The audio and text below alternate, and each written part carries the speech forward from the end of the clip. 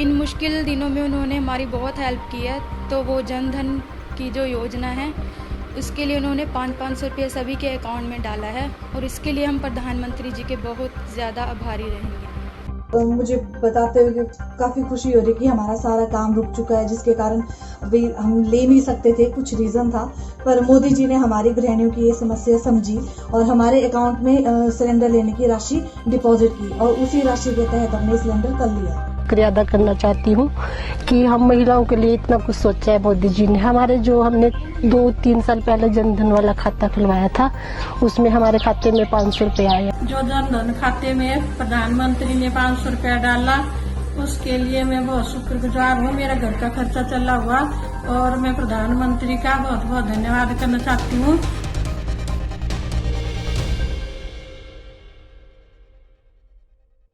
नमस्कार, the wire में आपका स्वागत है। मैं हूं आरफा खानम शेरवानी। अभी आपने ये कुछ लोगों की ये बयान सुने जिसमें वो कह रहे हैं कि प्रधानमंत्री जी आपका बहुत बहुत शुक्रिया, हमें 500 रुपये मिल गए हैं। ये दूरदर्शन के जरिए इन लोगों के बयानात जारी किए जा रहे हैं। मैंने इनमें से कुछ ट्विटर पर देखे और साफ तौर पर लोग इनका मजाक भी उड़ाने की कोशिश कर रहे थे, कुछ लोग हैरान भी थे, क्योंकि साफ तौर पर अगर आप देखें इनकी पूरी वेशभूषा अगर देखने की कोशिश करें, इनमें से कोई भी व्यक्ति ऐसा नहीं लगता जिसको 500 रुपये महीना की जरूरत पड़ी हो। क्योंकि आप ये जानते हैं कि सरकार की जो स्कीम है वो 500 रुपये एक महीने में दे रही है एक व्यक्ति को। तो आप उस तरह से सोचिए कि अगर 500 रुपये महीना पर जीने वाले व्यक्ति जो हैं उनकी वेशभूषा, उनके हाव भाव देखकर किसी को भी इस बात का अंदाजा नहीं हो रहा है। मैं ये नहीं कहना चाहती हूँ, मैं ना तो मजाक उड़ाना चाहती हूँ, ना मैं ये कहना चाहती हूँ कि अदाकार हैं ये लोग। मैं ये कहना चाहती हूँ कि शायद जो सरकारी पैसा है, जो हमारा आपका टैक्स पेयर का पैसा है, वो गलत लोगों तक पहुंच रहा है, उन जरूरी लोगों तक नहीं पहुंच रहा है जहां तक वो पैसा पहुंचना चाहिए। क्योंकि ये तो आपने दूरदर्शन के देखे हैं बयानात। अभी इससे पहले ही 2 दिन पहले मैं श्रीनिवासन जैन की रिपोर्ट देख रही थी जो कि वो बुलंदशहर से फाइल कर रहे थे, एनडीटीवी के श्रीनिवासन जैन, जिसमें बिल्कुल बेहद जो जरूरतमंद औरतें थीं वो वहां पर घंटों लाइन लगाए हुए खड़ी हुई थीं। उनमें से एक औरत जिसको 1 हफ्ते पहले पैसे मिले थे वो फिर वापस आ गई थी 1 हफ्ते बाद फिर से पैसे लेने के लिए। वो मासूम औरत ये नहीं जानती थी कि शायद ये स्कीम हर हफ्ते की नहीं है। वो इस उम्मीद के साथ बिना समझे हुए, ज्यादा पढ़ी लिखी नहीं दिख रही थी और इसीलिए शायद वो दोबारा वापस आ गई। काफी एक तरह से देखा जाए दिल टूटने वाली वो घटना थी, लेकिन इससे अंदाजा होता है कि 500 रुपये लोगों के लिए कितने मायने रखते हैं। उनमें से काफी लोगों ने ये कहा कि 500 रुपये हमारे लिए काफी नहीं है, हमारे परिवार बड़े हैं, लेकिन फिर भी कुछ तो सहारा उनको हो रहा है। तो इन लोगों को देखकर आपको ये अंदाजा बिल्कुल हो रहा होगा कि कम से कम इन लोगों को 500 रुपये की जरूरत नहीं है। और इसी महत्वपूर्ण बात को उठाने की कोशिश की है राहुल गांधी ने, कांग्रेस पार्टी के पूर्व अध्यक्ष, कांग्रेस पार्टी के नेता, जिन्होंने ये कहा है कि सही पैसा जो है सरकारी वो सही लोगों तक नहीं पहुंच रहा है। इसके अलावा भी उन्होंने कई महत्वपूर्ण बातें कही हैं।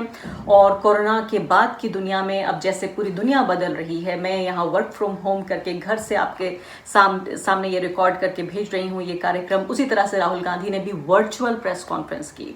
उन्होंने जूम के जरिए, जूम जो एक ऐप है उसके जरिए उन्होंने संवाददाताओं को संबोधित किया, उनके सवाल लिए और सबसे बड़ी बात कि उनका शुक्रिया करने का भी दिल चाहता है कि कम से कम कोई तो ऐसा है, अगर सत्ता पक्ष में ऐसे लोग नहीं हैं, प्रधानमंत्री कभी सवाल नहीं लेते पत्रकारों के, तो कम से कम अभी तक बचे हुए हैं विपक्ष के नेता जो पत्रकारों के सवालों को अभी भी ले रहे हैं, उनके जवाब देने की वो कोशिश कर रहे हैं। तो मैं सिलसिलेवार तरीके से आपको ये बताऊंगी कि राहुल गांधी ने किस तरह के जो सलाह मशवरा सजेशंस जो हैं वो दिए हैं सरकार को, इसके क्या मायने हैं। क्योंकि याद रखिए कि चाहे कितनी भी बड़ी विपदा हो, कितनी भी बड़ी आपदा हो, सवाल पूछे जाने जरूरी हैं, चाहे वो पत्रकारों के जरिए हों, चाहे वो सामाजिक कार्यकर्ताओं के जरिए हों, चाहे वो विपक्ष के जरिए हों। और इसीलिए जो लोग ये कहते हैं कि सवाल मत पूछिए, राष्ट्रीय एकता का वक्त है, मैं उसे कहना चाहती हूँ कि वो बहुत ही खाए पिए अघाए मिडिल क्लास के वो लोग हैं जिनके पास सब कुछ है। उनमें से ज्यादातर के पास तनख्वाहें पहुंच रही हैं। अभी तक स्थिति फिर भी बेहतर बनी हुई है। उनके घर में लाइट आ रही है, बिजली आ रही है, उनके घर में पानी आ रहा है, उनके घर में 2, 3, 4, 6 महीने का राशन भी मौजूद है। और इसीलिए शायद वो ये कह रहे हैं कि सवाल मत पूछिए। लेकिन हम सवाल पूछेंगे उन लोगों के लिए जिनके पास आज के खाने के बाद कल के खाने का भी इंतजाम नहीं है।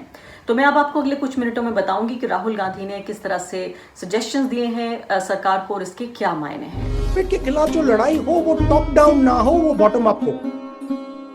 और प्राइम मिनिस्टर जो स्टेट्स के चीफ मिनिस्टर्स हैं, जो डिस्ट्रिक्ट्स हैं, उनको एम्पावर करें। ऐसी लेवल पे पहुंच गए हैं कि ये अब इमरजेंसी सिचुएशन हो गई है। तो मुझे ये कहना कि भाई ये नहीं किया, वो नहीं किया, वो मैं नहीं करना चाहता हूं। जो किया किया, जो नहीं किया नहीं किया। अब आगे देखते हैं और मिलकर हिंदुस्तान यूनाइट होके इस चीज से लड़े और इससे देश को भी फायदा होगा। तो जो कुछ महत्वपूर्ण बातें उन्होंने कही हैं उसमें यह है कि टेस्टिंग पर ध्यान देने की उन्होंने बात कही है। गरीबों की बात करने के अलावा टेस्टिंग, उन्होंने कहा है कि जो लॉकडाउन है वो किसी भी चीज़ का इलाज नहीं है, वो एक तरह से एक पॉज है कि आप एक तरह से थोड़ी देर के लिए डिले कर देते हैं, आगे बढ़ा देते हैं आप जो वायरस है उसके फैलाव को, लेकिन वायरस को आप रोकते नहीं हैं क्योंकि लोगों का आपस में मिलना जुलना नहीं हो रहा है, इसलिए वायरस नहीं फैल रहा है। लेकिन जब लॉकडाउन हटेगा, लोग आपस में मिलेंगे तो जाहिर तौर पर जो संक्रमण है वो एक व्यक्ति से दूसरे व्यक्ति, दूसरे से चौथे और फिर फैलते फैलते सैकड़ों हजारों लोगों तक पहुंच जाएगा। तो इसीलिए उन्होंने ये बहुत महत्वपूर्ण बात है, वायर के जरिए भी बाकी भी तमाम लोग जो उसको समझते हैं इस विषय को, वो ये लगातार कहते रहे हैं कि पूरे दूसरे देशों का उदाहरण हमारे सामने है कि टेस्टिंग ही अकेला इलाज है। हम जब तक लोगों के टेस्ट नहीं करेंगे हमें ये पता नहीं चलेगा कितनी बड़ी तादाद में लोग इसके शिकार हो रहे हैं, हमें कितनी तैयारी की जरूरत है। तो इस दौरान खासकर लॉकडाउन को अंग्रेजी में बाइंग टाइम भी कहा जाता है कि लॉकडाउन के दौरान जब लोग अपने घरों में बंद हैं, वहाँ संक्रमण की गुंजाइश कम हो गई है, ऐसे में आप अस्पतालों के लिए प्रबंध करते हैं, आप मशीनों के लिए प्रबंध करते हैं, आप ज़्यादा से ज़्यादा लोगों की टेस्टिंग करते हैं कि इस वक्त का इस्तेमाल किया जा सके उस वक्त के लिए कि जब लोग मिलना जुलना शुरू करेंगे और संक्रमण बढ़ेगा। तो ये खास बात उन्होंने कही है कि हम अभी तक 1 मिलियन पर 10 लाख लोगों पर 199 लोगों का टेस्ट कर रहे हैं, जो दुनिया में सबसे कम टेस्टिंग जिन देशों में हो रही है। बेहद करीब देशों में भी हमारे यहाँ से ज़्यादा टेस्टिंग हो रही है भारत से। 350 लोगों की हर डिस्ट्रिक्ट पे एक टेस्टिंग हो रही है, राहुल गांधी का ये कहना था। और सबसे महत्वपूर्ण बात उन्होंने ये भी कही इन सब के दौरान कि जो एम्पावर करना है स्टेट्स को ज़्यादा ताकत दीजिए, क्योंकि बात सच है कि आप कितना भी केंद्रीय कृत चीज़ों को कर लें, भारत का जो फेडरल स्ट्रक्चर है वो इस बात की इजाज़त नहीं देता कि केंद्रीय नीति हो सकती है, एक राष्ट्रीय नीति होनी भी चाहिए, लेकिन जो उसको लागू करना है उसकी पूरी जिम्मेदारी स्टेट्स के ऊपर ही होती है। आपने देखा था वायर पर मैंने इंटरव्यू किया था भूपेश बघेल का, उन्होंने कहा था कि प्रधानमंत्री ने लॉकडाउन से पहले भी मुख्यमंत्रियों से कोई बातचीत नहीं की। इसके अलावा उन्होंने तब तक ये कहा था कि कोई भी रसद, कोई भी जो रिसोर्सेज हैं, पैसा है, राशन है, वो सरकार से, केंद्र सरकार से राज्य सरकारों तक नहीं पहुंचा है।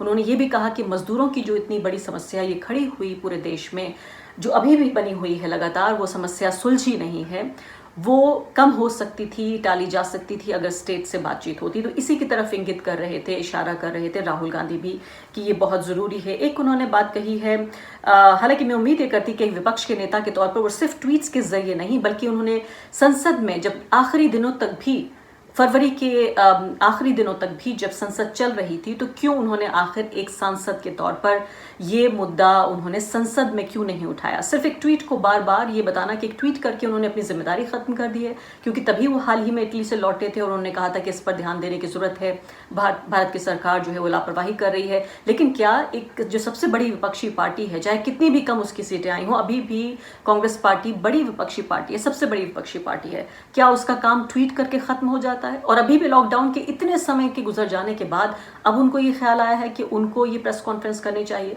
बहरहाल इस सब के अलावा फाइनेंशियल पैकेज का वो जिक्र कर रहे हैं। उनका ये कहना है कि अगर आप ये नहीं भी कहना चाहते हैं कि न्याय जो कांग्रेस पार्टी ने इलेक्शन का वादा किया था चुनाव के दौरान कि 6,000 रुपये महीना हम गरीबों को देंगे, आप ये देने की फिर से कोशिश कर सकते हैं, आप नाम कोई भी दे लीजिए। एक बड़ा दिल दिखाते हुए उन्होंने ये भी कहा कि हम प्रधानमंत्री के साथ इस संकट की घड़ी में देश के साथ खड़े हुए हैं, ये राजनीति करने का वक्त नहीं है। ये उन्होंने एक अच्छी बात कही और ये भी कहा कि कंस्ट्रक्टिव क्रिटिसिज्म वो करना चाहते हैं, एक ऐसी आलोचना करना चाहते हैं जिससे भलाई हो, कंस्ट्रक्टिव क्रिटिसिज्म करना चाहते हैं। इसके अलावा जो खास बातें रही जो मैं आपको बता रही थी कि जो लोकतंत्र पर असर का खासकर जिक्र हो रहा था, एक पत्रकार ने पूछा उनसे और मैं उम्मीद कर रही थी कि शायद वो उसका बेहतर जवाब देते कि क्या लोकतंत्र पर असर पड़ेगा लॉकडाउन से। जो तमाम दुनिया में इस तरह की बातें हो रही हैं कि जो लोगों के अधिकार हैं उन्हें कुचला जाने की कोशिश हो सकती है लॉकडाउन के बहाने से, प्रेस पर एक तरह से प्रहार हो सकता है, मीडिया कर्मियों पर। हमने देखा है भारत में सामाजिक कार्यकर्ता, मीडिया कर्मी, उनके ऊपर लॉकडाउन का बहाना बनाकर सरकार कहीं ना कहीं उन पर हमला करने की कोशिश कर रही है। मैं उम्मीद ये कर रही थी कि शायद इस प्रेस कॉन्फ्रेंस में वो इस बात को उठाते कि किस तरह से वायर के ऊपर FIR दर्ज हुई है। इसके अलावा आनंद तलतुमटे जो हैं उनके ऊपर जो अम्बेडकर लिखकर भीमराव अम्बेडकर जी के परिवार से आते हैं, उनको गिरफ्तार करके जेल भेज दिया गया है। इस तरह की जो घटनाएं हो रही हैं सरकार लॉकडाउन के दौरान कर रही है, उस पर वो कुछ रोशनी डालते, कोई बात करते, लेकिन उन्होंने इस मुद्दे को नहीं उठाया। इसमें डिक्लेरेशन ऑफ विक्ट्री नहीं करनी है क्योंकि ये लंबी लड़ाई है। इसमें सबको मिलकर एक साथ लड़ना है। मैं नरेंद्र मोदी जी से बहुत चीजों में डिसएग्री कर सकता हूं, करता हूं, मगर आज लड़ने का टाइम नहीं है। आज देश के साथ, देश को एक करके वायरस से लड़ने का टाइम है। किसी को डरने की जरूरत नहीं है, क्योंकि अगर हमने एक साथ ये काम कर दिया तो हिंदुस्तान दूसरी जगह पहुंच जाएगा, बहुत पॉजिटिव रिजल्ट आएगा, बहुत फायदा मिलेगा। ये एक प्रकार से हमारे देश के लिए टेस्ट है और हमें इस टेस्ट को एम्ब्रेस करना चाहिए। डरने की कोई जरूरत नहीं है। ये इसको बहुत आसानी से हिंदुस्तान हरा देगा अगर हिंदुस्तान एक साथ खड़ा होगा। अगर हिंदुस्तान बढ़ जाएगा, अगर एक दूसरे से हम लड़ना शुरू कर देंगे, हार जाएंगे। फाइनेंशियल पैकेज का जिक्र करते हुए उन्होंने कहा कि इसको बॉटम अप होना चाहिए, इस स्ट्रेटजी को, पूरी रणनीति को टॉप डाउन नहीं होना चाहिए, यानी कि नीचे से आपको देखना चाहिए कि सबसे जो गरीब व्यक्ति है, जो हमारी अर्थव्यवस्था है उसके निचले स्तर पर जो रहता है, उस व्यक्ति के हिसाब से आप सोचें, ना कि जो ऊपर रहते हैं, यानी कि जो अमीर लोग हैं, जिनके पास ज्यादा रिसोर्सेज हैं, उनके हिसाब से आप ना सोचें। और जो राशन की जो तादाद है, जो लोगों को सरकार ने वादा किया कि 3 महीने तक उनको 5 किलो अनाज और 1 किलो दाल दिया जाएगा, उसको बढ़ाने की बात की उन्होंने। और ये भी कहा कि उसमें चीनी को भी उसमें शामिल किया जाए। ये एक अच्छी पहल है, एक अच्छा मशवरा है। उम्मीद करते हैं कि सरकार इस बात को मानेगी और चाहे वो उसको नाम दे न्याय का या ना दे, लेकिन ये एक अच्छी स्कीम है। राहुल गांधी ने इस बात का जिक्र किया है कि इसको ज़रूरी है कि सरकार इसको नज़र मिलाए और इस पर काम करने की कोशिश करे। तो साफ तौर पर ये बहुत अहम बात है कि ऐसे वक्त में, जैसे मैंने कहा कि संकट की इस घड़ी में जब लोगों का संकट खत्म नहीं हुआ है, ऐसे हज़ारों लाखों लोग हैं, हमने लगातार हम देख रहे हैं अलग अलग टीवी चैनल्स पर, इसके अलावा वेबसाइट्स पर की खबरें आ रही हैं कि कुछ लोग, एक व्यक्ति कूड़े में से खाना बीन के खाने की कोशिश कर रहा है। हमने देखा दिल्ली में, देश की राजधानी में, यमुना के किनारे कितनी बड़ी तादाद में लोग वहाँ पर उसी तरीके से पड़े हुए थे और खबरें छपी। उसके बाद से सरकार ने उस पर कदम भी उठाया, दिल्ली सरकार ने। तो ये कहे जाने की जरूरत है कि ऐसे वक्त में भी लगातार चौकसी रखने की, चौकन्ना रहने की जरूरत है।